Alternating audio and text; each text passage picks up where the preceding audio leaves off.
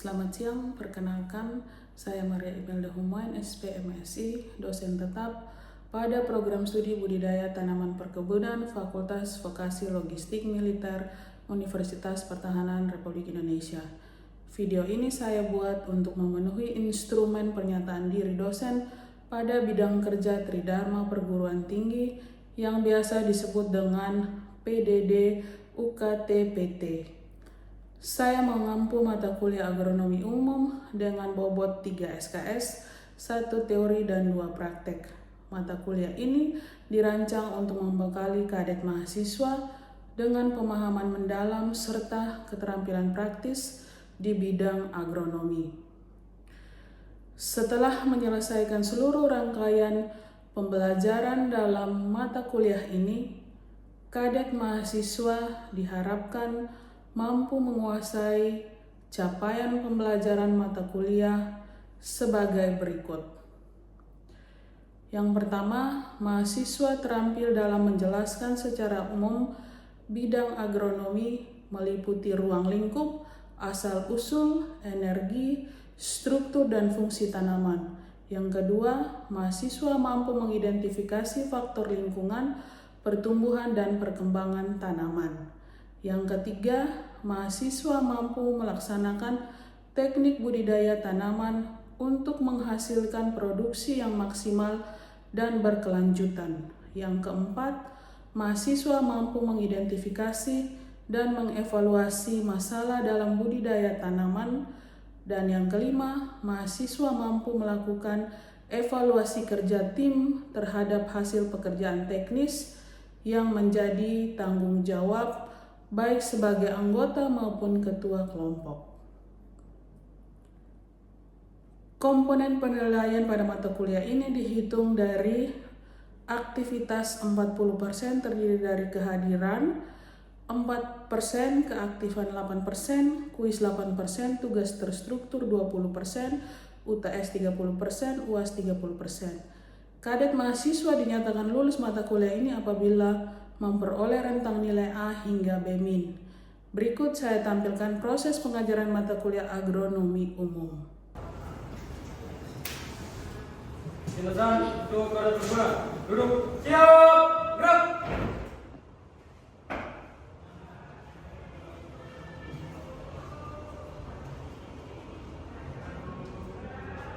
Menang.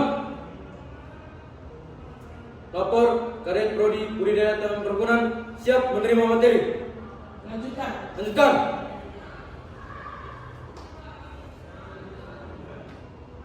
Mengawali pembelajaran. Tenang berdoa.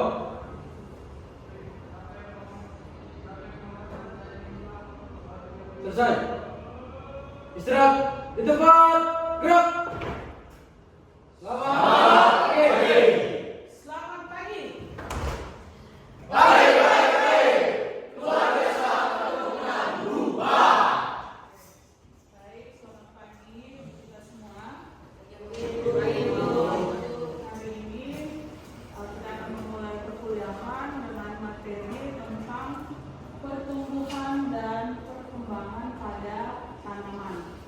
Jadi minggu ini kita sudah masuk ke minggu ke-7. Jadi dipersiapkan untuk nanti masuk pada ujian tengah semester. Jadi ini minggu ke-7, materinya tentang pertumbuhan dan perkembangan.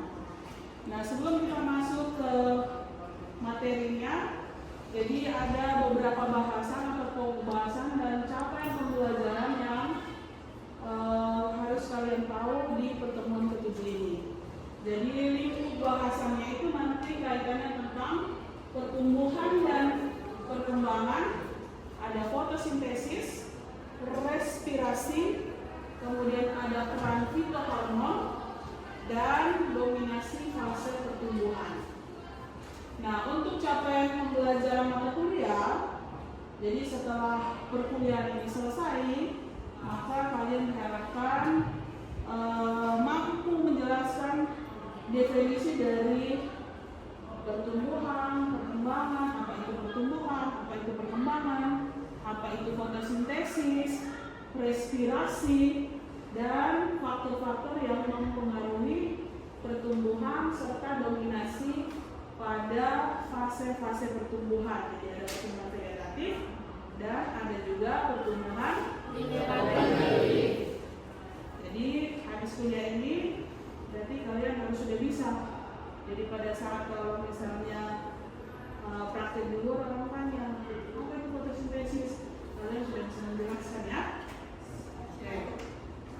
Nah, kita masuk pada bagian pertumbuhan. Ada yang tahu tidak apa itu pertumbuhan? Siap. Oke, kalian yang belakang. Penjelasan prosedur karet berat dalam pertumbuhan Mario Joseph. Pertumbuhan adalah satu proses di mana satu melakukan perubahan, melakukan perubahan dari kecil sampai besar. Ya. Oke, ada lagi yang lain? Silakan. Izin Ibu, Kajian Karet Proyek Marga izin menjawab. Izin untuk pertumbuhan adalah merupakan proses pertambahan ukuran seperti tinggi, volume dan berat yang ditandai dengan dia itu tidak bersifat kembali seperti awal, seperti dia tidak bersifat irreversibel atau setelah lama yang kembali, dan perkembangan itu merupakan proses kualitatif menuju kedewasaan yang ditandai dengan pembentukan organ, bunga dan sebagainya. Sekian. Baik, terima kasih. Jadi pertumbuhan itu adalah pertambahan bobot, ukuran dan jumlah, dan dia bersifat irreversibel, yang artinya bahwa dia tidak kembali ke titik semula. Kalau dia sudah tambah tinggi, dia tidak mungkin lebih pendek, toh? Atau dia sudah besar, tidak mungkin dia kecil lagi. Atau dia sudah tumbuh jadi tanaman, sudah ada organ batang, daun, dan bunga, tidak mungkin dia jadi kecil lagi. Tambah lagi, toh? Sementara kalau perkembangan itu adalah proses diferensiasi. Jadi ada organ-organ tertentu yang mengalami modifikasi. Jadi contohnya misalnya dia mengalami pembungaan, berbunga. Kemudian dia berbuah.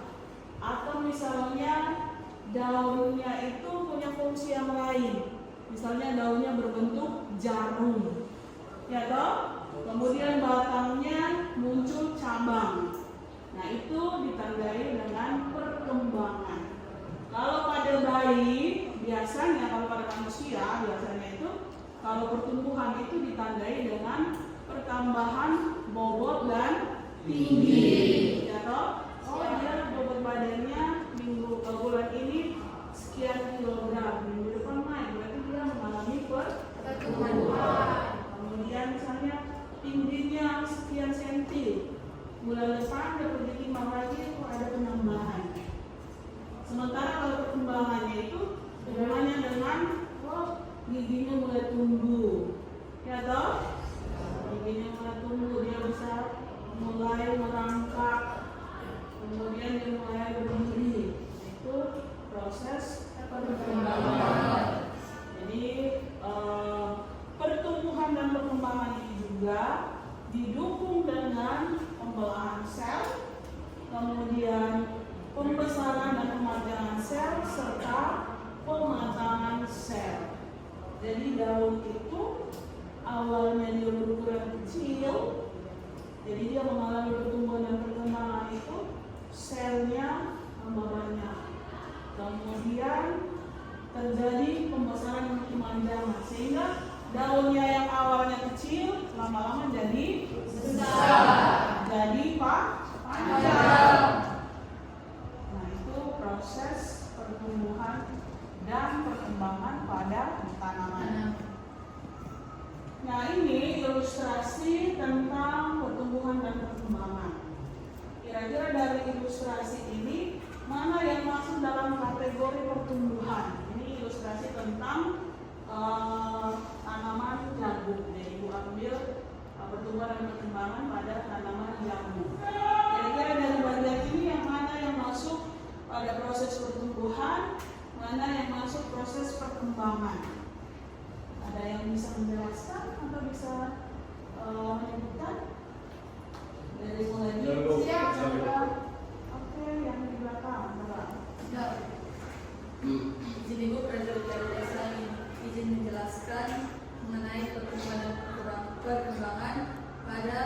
jagung. Jadi kalau pertumbuhan itu mulai dari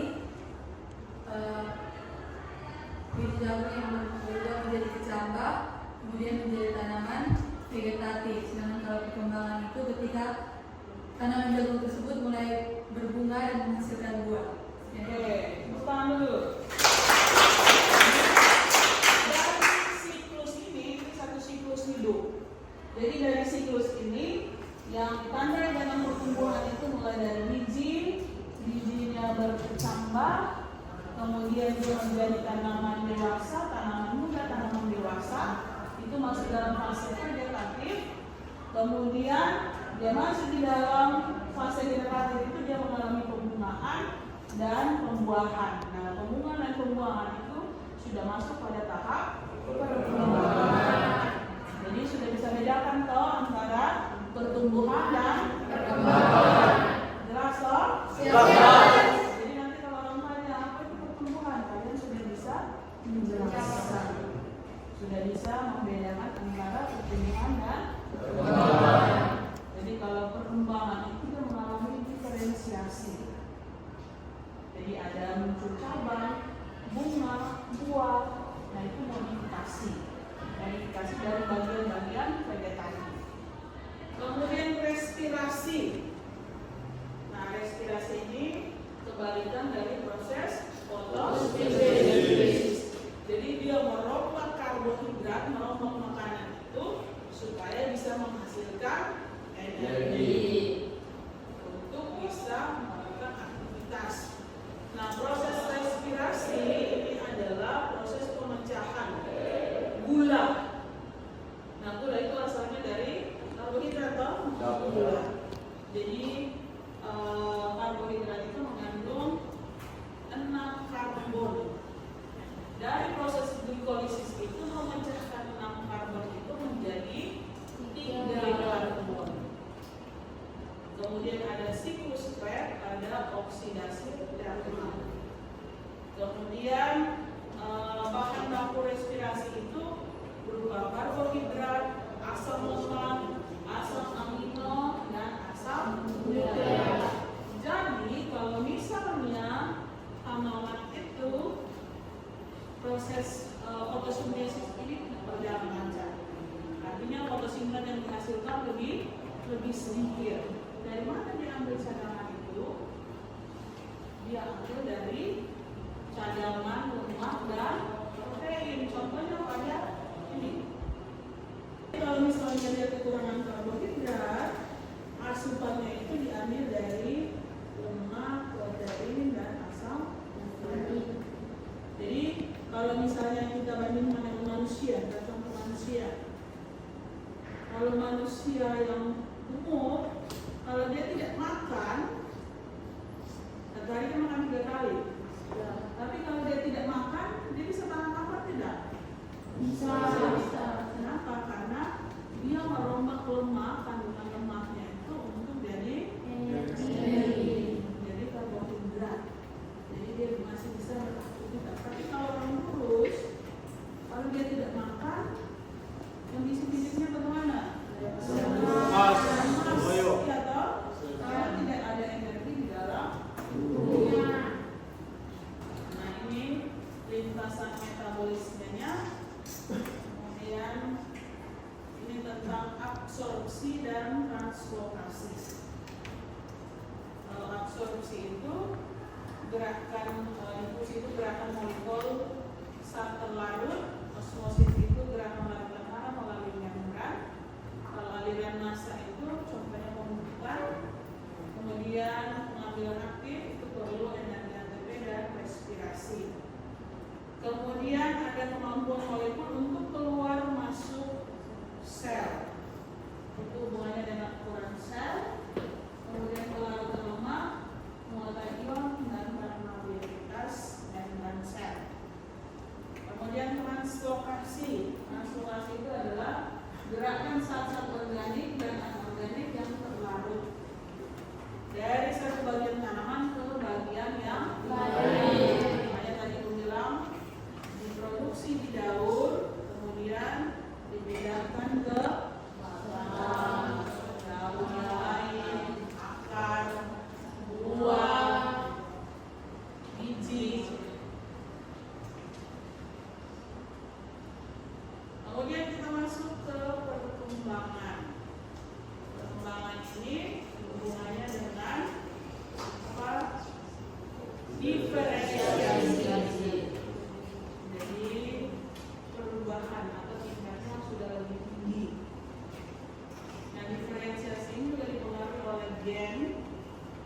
kemudian ada interaksi genetik dengan lingkungan.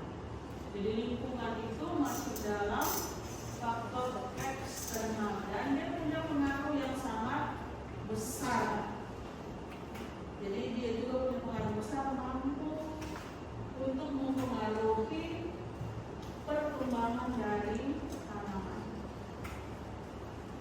Jadi kalau lingkungannya optimal, proses perkembangannya normal. Tapi kalau lingkungan optimalnya tidak normal atau tidak mendukung, maka proses perkembangan itu akan terjadi perubahan.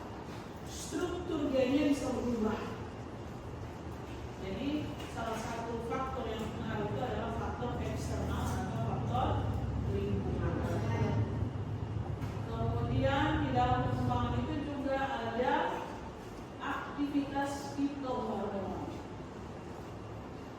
Jadi aktivitas fitohormon ini zat-zat organik yang dibutuhkan atau dibentuk oleh tanaman dalam jumlah yang sedikit saja dia sudah bisa mempengaruhi perkembangan. Jadi fitohormon itu sudah ada di dalam tubuh tanaman. Kalau yang dari luar itu biasanya kita sebut dengan hormon. Jadi ada yang kita sebut dengan zat pengatur tumbuh. Jadi ada yang endogen, ada yang eksogen. Jadi kalau endogen itu yang sudah ada di dalamnya. Jadi di dalam tubuh tanaman itu juga dia memproduksi hormon auxin, liberelin, sitokin, apalagi etilen, asam absisa. Jadi kalau misalnya eksogen itu bisa dari luar. Jadi diproduksi dari luar. Nah, untuk pengelompokan itu didasarkan atas kesamaan struktur molekul dan efek fisiologi. Namun fungsinya saling mengiringi dan ada interaksinya. Nah, ada yang disebut juga dengan ICPR. Jadi ini juga dia termasuk dalam zat pengatur tumbuh. Kemudian ada kelompok auxin.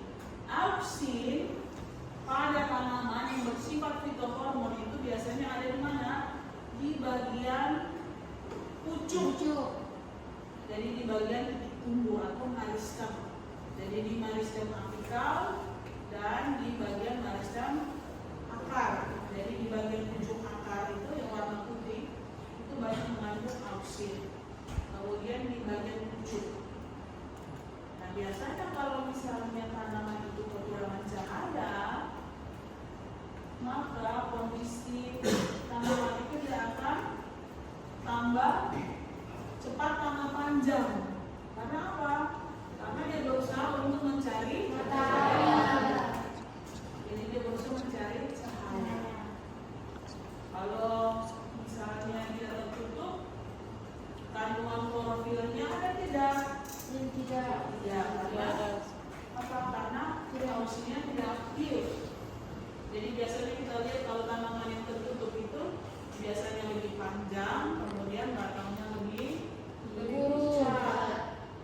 Pernah lihat kecambang kacang hijau tidak? Pernah. Biasanya kalau kita mau buat kecambang kacang hijau itu pakai cahaya atau tidak? Tidak. Jadi dimasukkan di dalam wadah yang tertutup. Supaya dia cepat sama. Nah ini zat-zat penting lain ada kemudian ada asam liberelin, ada sitokinin, kemudian ini biasanya terdapat di air kelapa atau di biji jambu. Auxin juga banyak. Kemudian ada etilen. Jadi kalau misalnya kalian punya buah yang belum matang, supaya buat dia cepat matang bisa kasih gas etilen. Biasanya kalau eksogen itu apa namanya? Karbit. Pernah dengar karbit? Itu kalau misalnya dikasih ke buah-buah yang belum matang itu nanti langsung warna kulitnya langsung berubah jadi warna kuning. Nah, jadi fitohormon itu juga dia fungsinya ada dua, bisa merangsang pertumbuhan, bisa juga menghambat. Jadi dia dalam jumlah tertentu itu bisa merangsang, bisa juga menghambat. Ini ada beberapa zat penghambat alami. Jadi ada malesidigrasil, kemudian ada fosfon, dan ada dopinosin. Jadi ini beberapa zat penghambat. Kemudian kita lihat fase pertumbuhan dan karbohidrat. Fase pertumbuhan itu ada 3 fase kecambah. Jadi dari biji, kemudian yang mengalami kecambah, kemudian ada fase vegetatif, kemudian fase generatif. Jadi ada 3 fase penting. Nah, fase vegetatif dan generatif ini juga punya proporsi. Jadi ada yang fase vegetatifnya lebih pendek, fase generatifnya lebih panjang, ada yang seimbang, ada yang tidak. Jadi generatifnya lebih panjang, vegetatifnya pendek, atau vegetatifnya lebih panjang, fase generatifnya lebih pendek.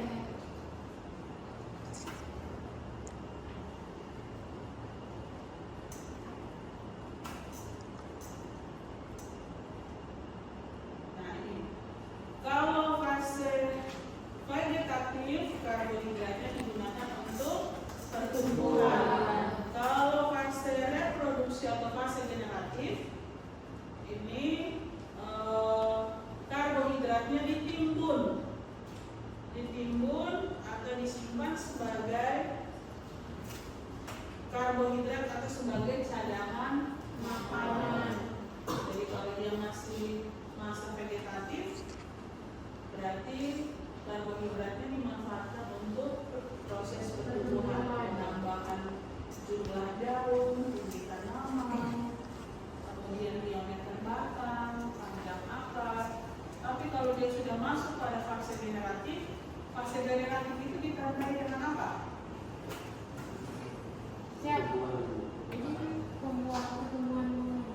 Ditandai dengan munculnya bunga. Kalau dia sudah muncul bunga itu berarti dia sudah masuk fase generatif.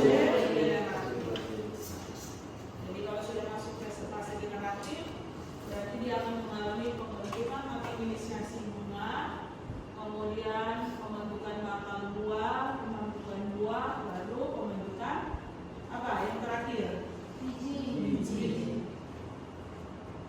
Nah, kalau sudah masuk fase generatif, proses apa yang terjadi di situ? Sebelum pembuahan apa? Penyerbukan. Kalau dia tidak diserbuki, maka tidak terjadi pembuahan. Harus ada proses penyerbukan, atau biasanya disebut dengan istilah polinasi. Kalau penyerbukan itu prosesnya bagaimana?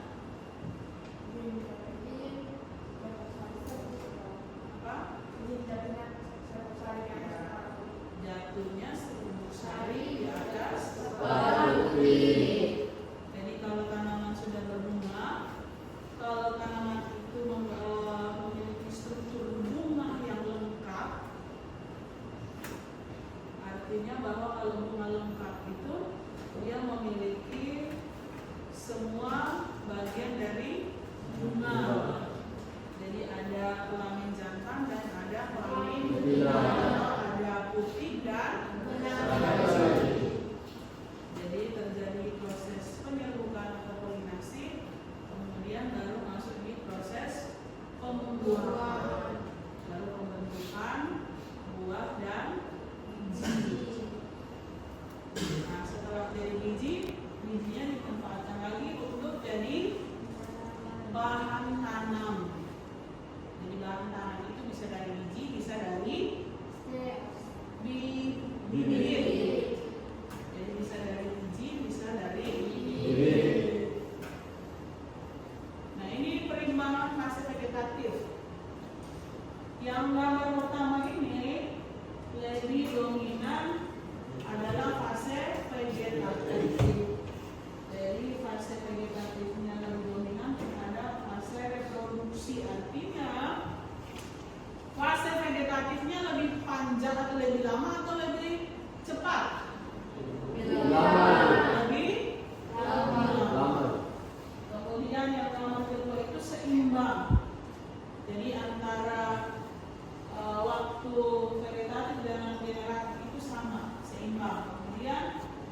gambar 3 itu adalah fase reproduksi lebih dominan terhadap fase Vegetatif. artinya bahwa fase reproduksinya lebih lama. Jadi dia lebih lama atau lebih panjang terhadap fase vegetatif. Biasanya itu yang masuk kategori ketiga itu pada tanaman perkebunan.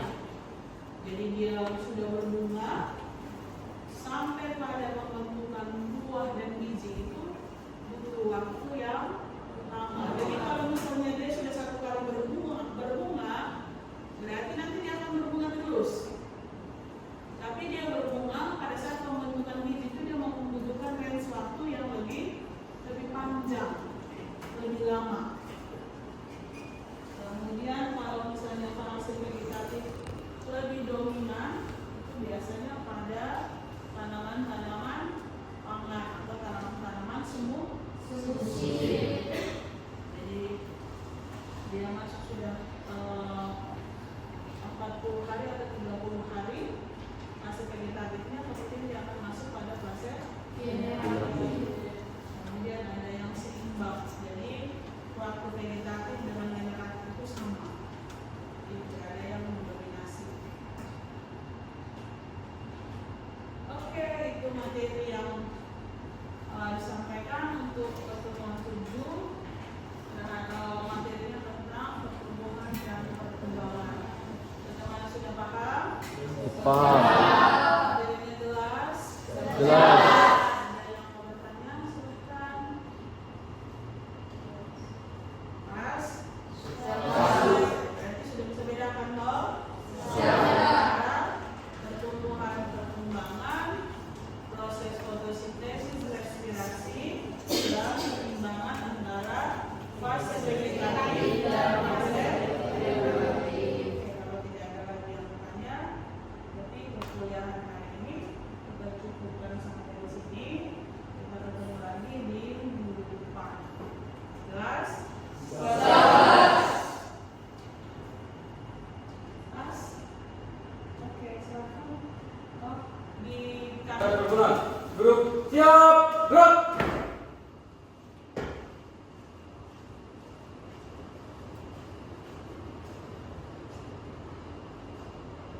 Pembelajaran telah dilaksanakan. Laporan selesai. kembali ke rumah dan lakukan tugas kerjakan. Silakan. Benar.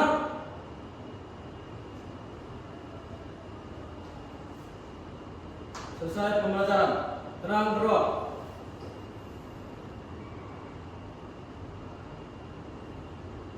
Selesai. Istirahat di tempat. Gerak. Terima